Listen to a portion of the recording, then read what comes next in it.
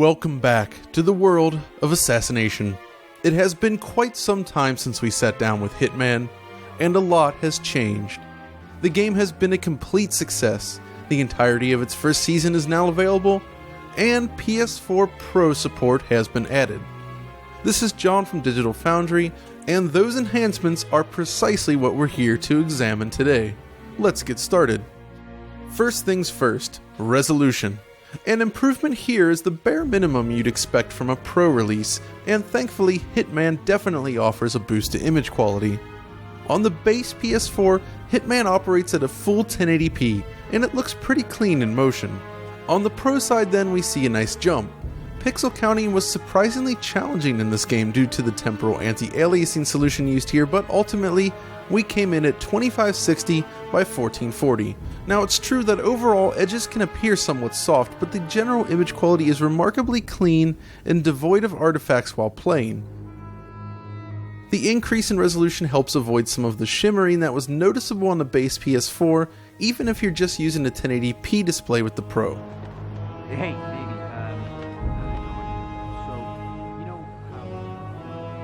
We also notice significantly faster loading times. Retrying a mission, for instance, takes under 30 seconds on the Pro, while it's much closer to 40 seconds on a base PS4. This makes getting in and out of missions much more pleasant all around, which is great considering the sometimes trial and error nature of the gameplay. This applies to things like texture streaming as well.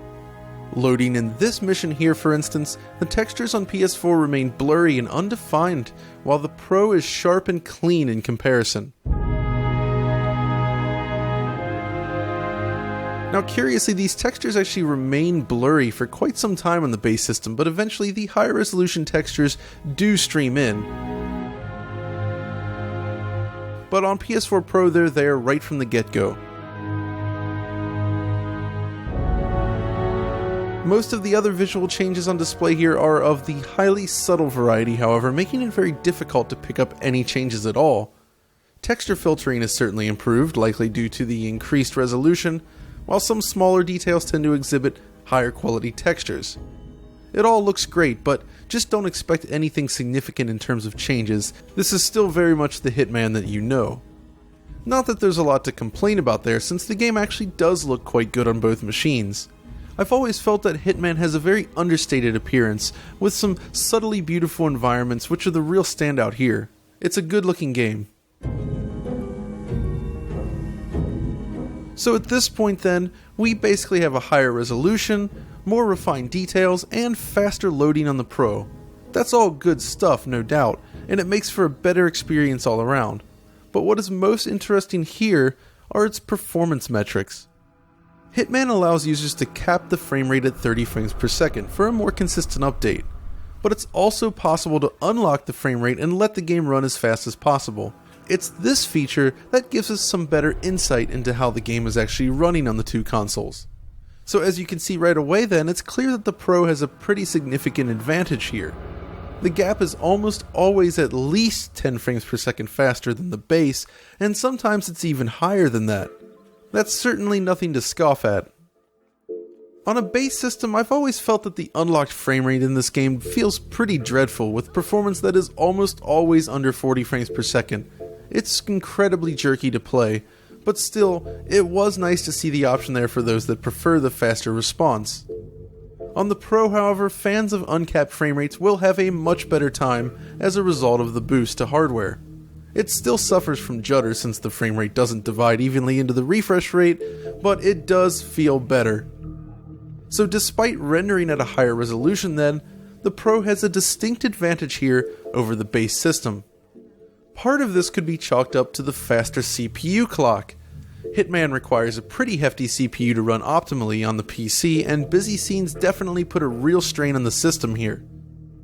The boost in CPU speed then is quite useful in overcoming these issues and prevents some of the drops that we saw on the base platform. Now, as someone that prefers a stable, consistent level of performance then, even if it is just 30 frames per second, the good news here is that there is always enough headroom on the Pro to ensure that 30 frames per second is reached 100% of the time. There are scenes on the base system after all where you can drop under 30, but that does not happen here on the Pro. Taken as a whole then, the improvements to Hitman aren't exactly transformative, but it definitely does offer an upgraded experience without any drawbacks like some other games. That's really the key here. Hitman looks and runs better on the Pro across the board at all times. You get faster loading, better visuals, and a smoother frame rate. Yes, a solid 60 FPS would have been absolutely awesome, but I think that is pretty much off the table here due to CPU constraints. Ultimately though, if you haven't played Hitman yet, it's a pretty great time to jump in. The game has been on sale recently, and the first season is finally complete, as I noted earlier. There is a lot of content here to explore, and this might just be the finest Hitman game to date, with absolutely massive levels and so many ways to play it. My only real complaint here remains the lack of a Jesper Kyd soundtrack, the composer that worked on all of the older Hitman games. The audio that is in the game just feels somewhat less inspired without Kyd's dark ambiance. But that's about all we have for now. If you enjoyed this video, be sure to like, subscribe, and follow us on Twitter. And until next time, this is John, signing off.